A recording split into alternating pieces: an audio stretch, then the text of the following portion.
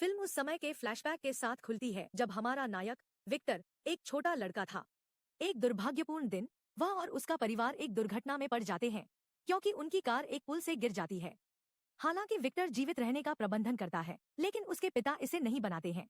वर्तमान में एक किशोर विक्टर को दुर्घटना के बारे में बुरे सपने आते हैं और उसने ऊंचाइयों का एक लकवाग्रस्त डर विकसित किया है।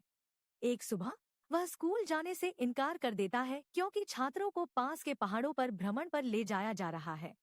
वहां वे सूर्य ग्रहण देखने की योजना बनाते हैं, लेकिन विक्टर को डर है कि जब वे शीर्ष पर पहुंचेंगे तो उनका फोबिया शुरू हो जाएगा। हालांकि उसकी मां उसे यह वादा करके अपना मन बदल देती है कि उसके पिता हमेशा उसकी रक्षा के लिए रहेंगे। इस बीच 1000 साल पहले एक जादूगर एक जादू करता है जो उसे शक्ति के पत्थर नामक एक शक्तिशाली कलाकृति को खोजने में मदद करेगा।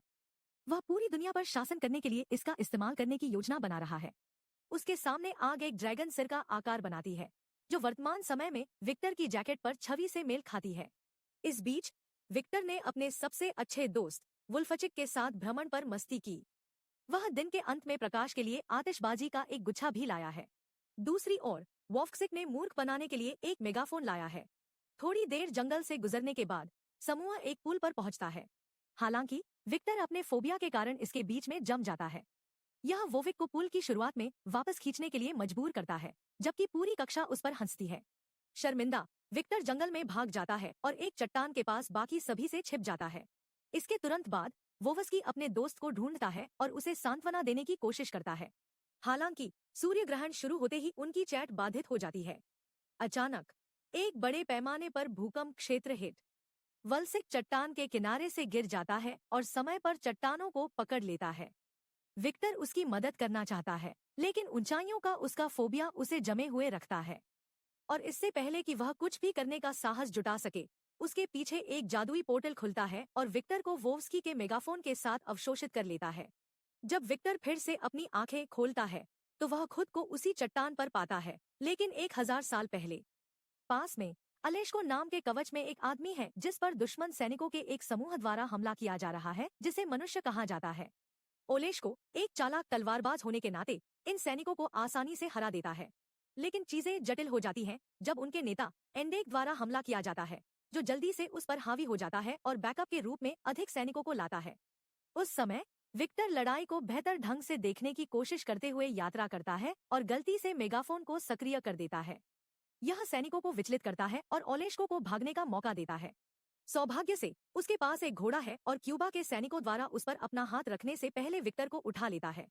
थोड़ी देर बाद विक्टर और अलेश्को एक नदी पर पहुंचते हैं, जहां बाद वाला पानी की भावना को उनके गुजरने के लिए एक रास्ता बनाने के लिए बुलाता है। एक बार पार करने के बाद यह रास्ता गायब हो जाता है, जिससे अंडक और क्यूबाई लोगों को कुछ समय के लिए पीछा छोड़ने के लिए मजबूर होना पड़ता है। इसके बाद ओलेश्को विक्टर को अपने गांव ले जाता है, जो एक गढ़ द्वारा संरक्षित है। विक्टर के कपड़ों और बात करने के तरीके को निवासियों द्वारा अजीब माना जाता है और उन्हें डर है कि वह एक जासूस हो सकता है। इसलिए वे उसे जेल में डाल देते हैं जब तक कि वे तय नहीं करते कि क्या करना है। इस बीच एंडक अपने मिशन की विफलता पर चर्चा करने के लिए जादूगर को देखने जाता है, लेकिन जादूगर आश्चर्यजनक रूप से खुशी से प्रतिक्रिया करता है जब वह अजीब कपड़ों में लड़के के बारे में सुनता है। उनका मानना है कि विक्टर वह व्यक्ति है जो उन्हें सत्ता के पत्थर तक ले जाएगा। कुछ समय बाद विक्टर का दौरा ओलेंका द्वारा किया जाता है, जो एक युवा स्थानीय लड़की है जो उसे दूध लाती है और सुनिश्चित करती है कि वह ठीक कर रहा है। इसके तुरंत बाद ओलेश्को उसे लेने आता है और उसे एक परीक्षण के लिए नदी में ले जाता है। पानी की आत्मा तय करेगी कि वह जासूस है या वह भरोसेमंद है। एक बार जब वे नदी पर पहुंच जाते हैं तो उसे अपने हाथों से बंधे पानी में फेंक दिया जाता है, लेकिन नदी की आत्मा उसे योग्य समझती है और उसे बिना चोट पहुंचाए बाहर फेंक देती है। विक्टर को तब ग्रामीणों में से एक के रूप में स्वीकार किया जाता है और नेताओं से ठीक से मिलने का मौका मिलता है। नेताओं में बुद्धिमान बुजुर्ग ओविसी और सेनानियों ओलेश्को, इलिया और डोब्रिन्हा है। अचानक उनके नाम विक्टर को एहसास दिलाते हैं कि ये शक्तिशाली शूरवीर हैं जो प्राचीन कविताओं में वर्णित हैं। फिर वह दावा करता है कि वह भविष्य में 1000 साल से है।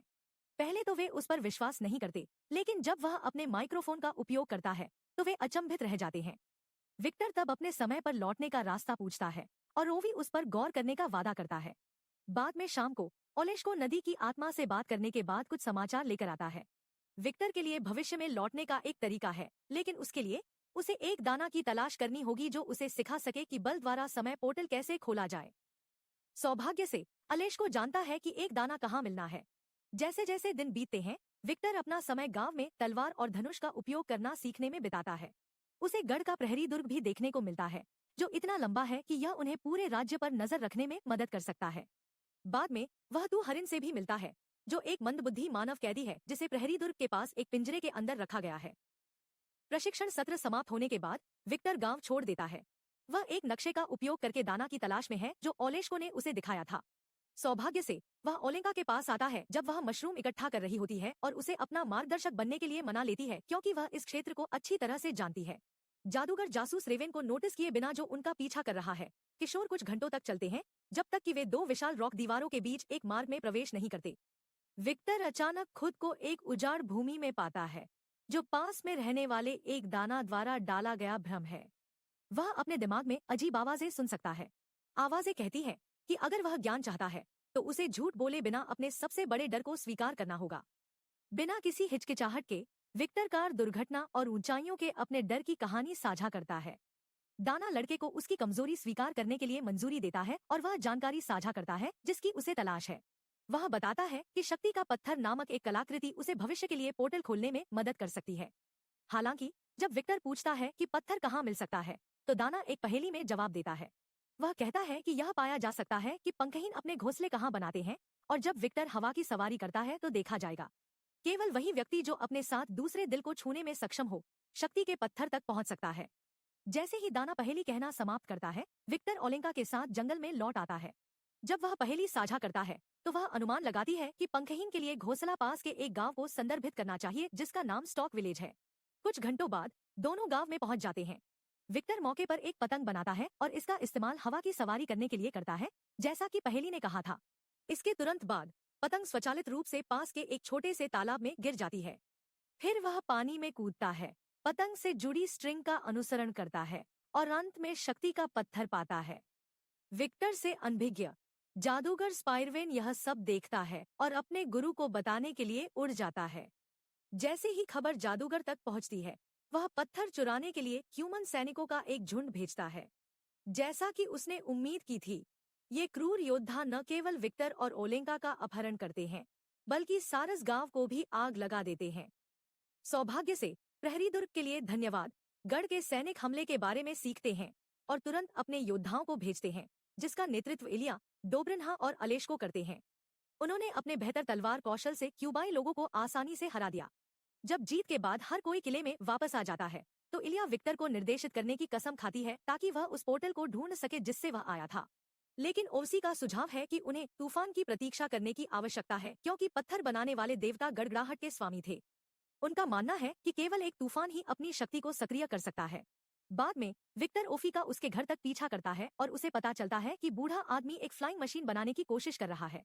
भविष्य का लड़का उसे वायुक्तिकी के बारे में सिखाने का अवसर लेता है, एक उदाहरण के रूप में एक पेपर प्लेन का उपयोग करना। तब से विक्टर और ओफसी कार्यात्मक पंख बनाने पर एक साथ काम करते हैं। अगले दृश्य में ओफसी सुझाव देता है कि सत्ता के पत्थर को छिपाने के लिए सबसे अच्छी जगह प्रहरी दुर्ग के शीर्ष पर है। लेकिन जब विक्टर उसके साथ वहां जाने से इनकार करता है, तो वह युवा लड़के को याद दिलाता है कि किसी के डर का सामना करना महत्वपूर्ण है।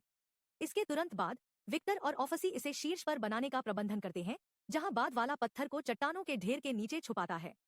दुर्भाग्य से जादूगर यह सब अपनी जादुई आग में देखता है। कुछ घंटों बाद एक भारी ओलावृष्टि आती है।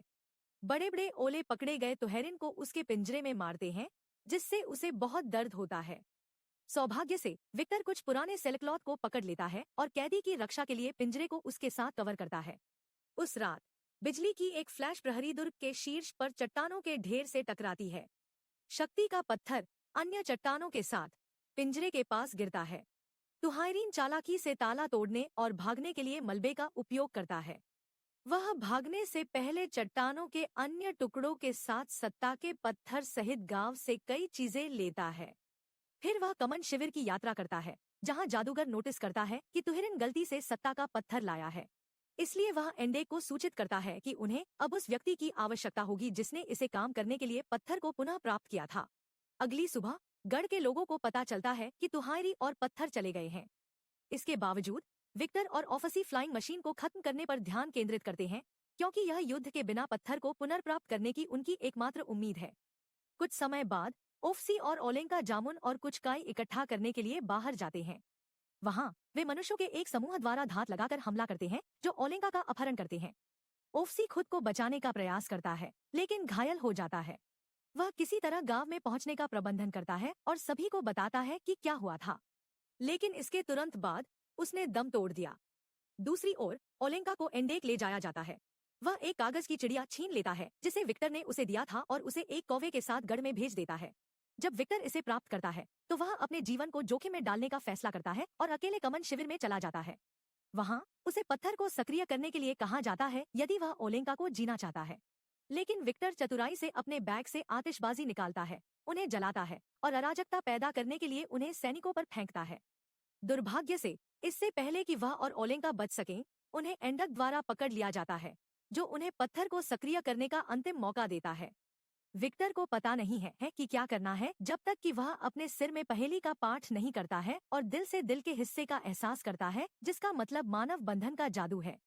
वह ओलेंका के पास पहुंचता है और जब वे पत्थर को एक साथ पकड़ते हैं तो उसके अंदर का जादू आखिरकार जीवन में आ जाता है। इस समय शमन पत्थर छीन लेता है और अंडक तुहेरियम को किशोरों को मारने का आदेश देता है। हालांकि तुहेरिन खुद को ऐसा करने के लिए नहीं ला सकता क्योंकि उसे याद है कि विक्टर उसके प्रति कितना दयालु था। इसके बजाय वह 2 कैदियों को मुक्त करता है और उन्हें एक घोड़ा प्राप्त करता है। अगली सुबह विक्टर और ओलेंका गढ़ में लौटते हैं और क्यूबा के हमले के बारे में सभी को चेतावनी देते हैं। अगले दिन क्यूबा की सेना के साथ एक विशाल गोलेम आता है जो चट्टानों से बना एक विशाल जानवर है जिसे जादूगर पत्थर की शक्ति से नियंत्रित करता है। जानवर एक विशाल शिलाखंड लेता है और उसे गढ़ के द्वार पर फेंक देता है, इसे पूरी तरह से नष्ट कर देता है। आसन्न खतरे को भांपते हुए अलेश को गढ़ छोड़ देता है और गोलेम का पीछा करता है। वह विशेषज्ञ रूप से हर धीमे हमले को तब तक चकमा देता है जब तक कि वह जानवर की यात्रा नहीं करता और नदी में गिर जाता है जहां पानी की आत्मा उसे पकड़ लेती है।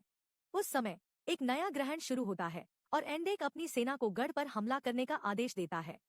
हालांकि ग्रामीण बहादुरी से 3 शूरवीरों के नेतृत्व में अपने घर की रक्षा करते हैं। जब हेंडक को पता चलता है कि वह हारने वाला है तो वह लड़ाई छोड़ने का फैसला करता है, लेकिन जादूगर दूसरे हमले के लिए गोलेम को पानी से बाहर लाने का प्रबंधन करता है। यह देखकर विक्टर ने वॉच टावर के शीर्ष पर चढ़ने और जादूगर को पाने के लिए फ्लाइंग मशीन का उपयोग करने की योजना बनाई। ओफी के समर्थन के शब्द उसके दिमाग में बजते हैं और उसे अपने डर को दूर करने में मदद करते हैं, जिससे विक्टर फ्लाइंग मशीन पर चढ़ सकता है और दीवार से कूद सकता है। मशीन उतनी ही आसानी से उड़ती है जितनी उसने उम्मीद की थी। वह जल्द ही चट्टान पर उतरता है जहां जादूगर खड़ा है। विक्टर फिर उसे मौत के घाट उतार देता है और अंत में सत्ता के पत्थर को पुनः प्राप्त करता है। दुर्भाग्य से अंडैक चट्टान पर भी आता है, पत्थर चोरी करने का इरादा रखता है। 2 थोड़ी देर के लिए संघर्ष करते हैं और विक्टर अंततः इसे सुरक्षित रखने के लिए पानी में फेंक देता है। पत्थर की शक्ति अब चली जाने के साथ गोलेम तुरंत राख में विकसित हो जाता है। क्रोधित होकर कि उसकी योजनाओं को विफल कर दिया गया है, अंडक विक्टर पर अपना हमला शुरू करने के लिए आगे बढ़ता है। लेकिन इससे पहले कि वह ऐसा कर पाता, ओलेश को घटनास्थल पर पहुंच जाता है। 2 लोग फिर एक भयंकर युद्ध में संलग्न होते हैं और अंत में अंडक उसी तरह अपनी मृत्यु के लिए गिर जाता है जैसे जादूगर ने किया था। इसके बाद ओलेश को विक्टर को जंगल में ले जाता है जहां जादुई पोर्टल मौजूद है, और जैसे ही विक्टर पोर्टल में प्रवेश करता है उसे वर्तमान में वापस ले जाया जाता है जहां वोव्स की अभी भी चट्टान के किनारे पर लटका हुआ है। अब जब वह ऊंचाइयों से डरता नहीं है तो वह बहादुरी से अपने दोस्त को बचाने का प्रबंधन करता है। यह विक्टर को बाकी कक्षा से एक ओवेशन अर्जित करता है जो चट्टान के दूसरी तरफ से देख रहे हैं। फिल्म फिर 1 साल बाद कट जाती है जहां विक्टर को पास के जंगल में एक दिल के आकार का पत्थर मिलता है। वह पत्थर को छूता है, दूसरी तरफ ओलेंका की उपस्थिति महसूस करता है